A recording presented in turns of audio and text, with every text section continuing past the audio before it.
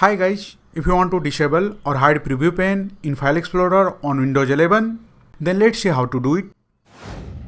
In your File Explorer, if you are seeing this preview pane and you want to hide it or disable the preview pane, then for that, the first thing which you can do is simply click on this preview option and the preview pane will be minimized. You can see.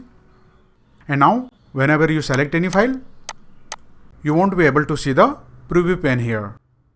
And in case if you want to completely disable the preview option from here, for that simply click on this view option and now from here select the detail pane option.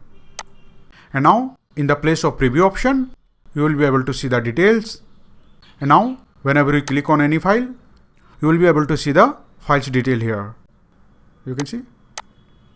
And in case if you don't want to see the files detail, simply click on this details option and the details pane will be hidden.